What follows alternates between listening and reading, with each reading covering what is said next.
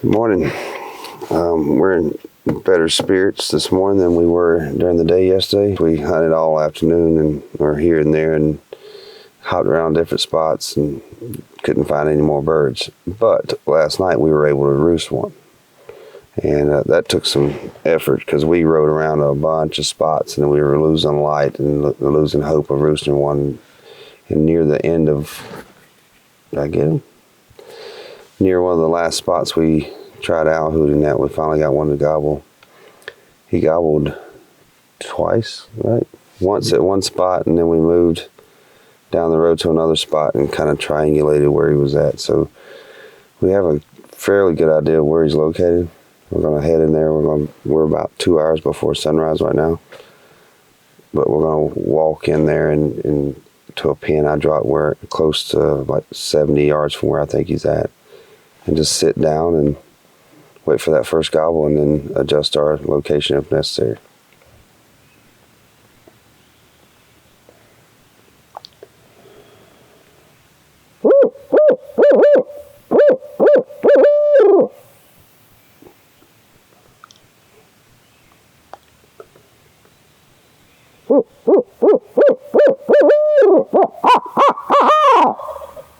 Oh, crap, Joy's right here. It's like 40 yards that way. Yeah,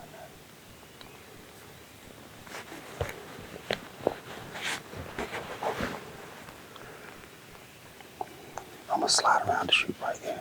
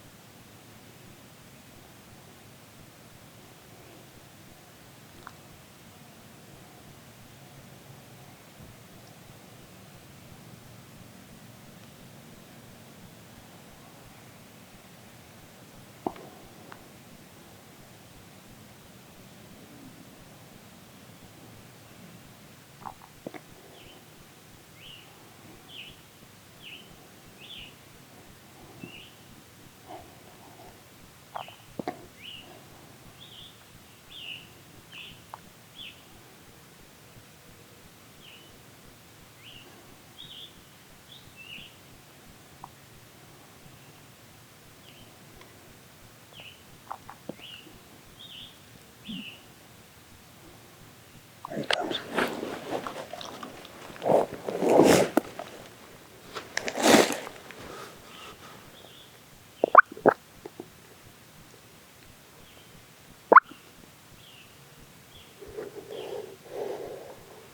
Don't move.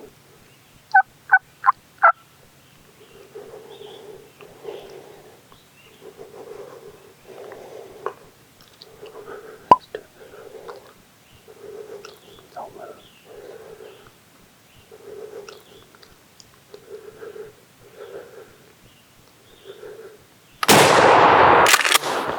He's down. I can't walk. I can't walk.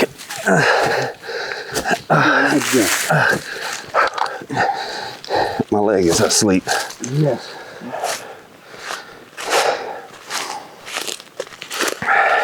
Oh man, he's a good one too.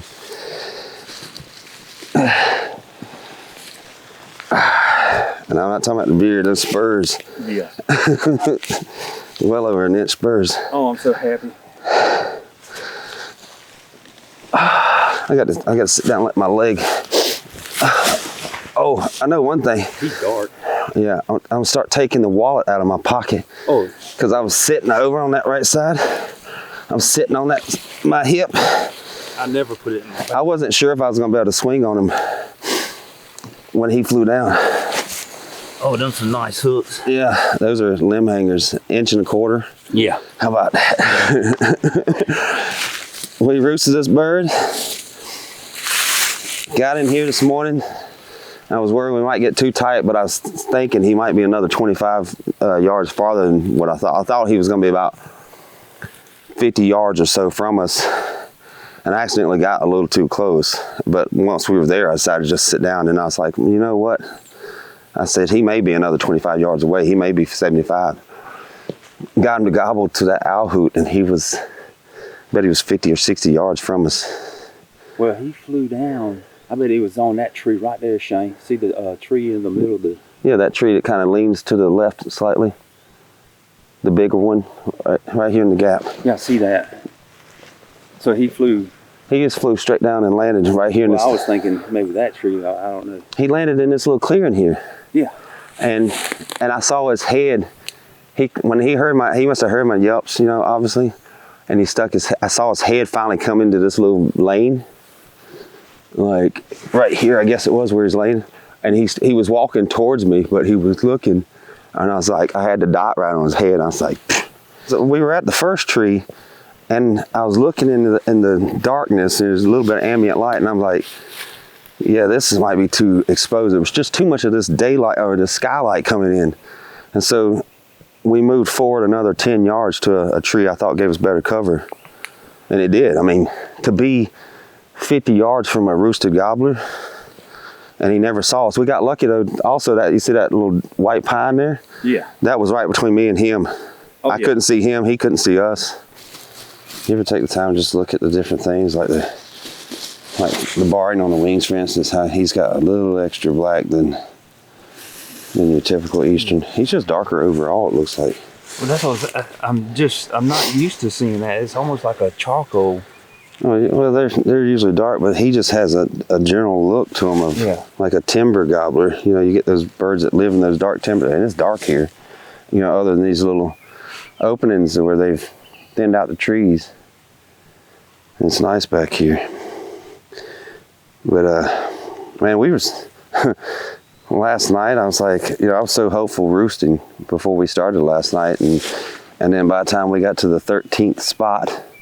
And we were losing light. I was like, and I mentioned to Troy, I didn't film the roosting because the filming process just adds more time, and I wanted to cover as many spots as possible. So we would pull up, shut the engine off, open the doors, step out, owl hoot, coyote howl, nothing, hop in, drive 500 yards down the road, hit the next spot, and we did that. And you remember me telling you, I said, what do you think the odds of us roosting one now after we'd done hit like the first 12 spots or 11? And Celine, his wife, was in the back seat, and she said 0. 0 chance. Yep.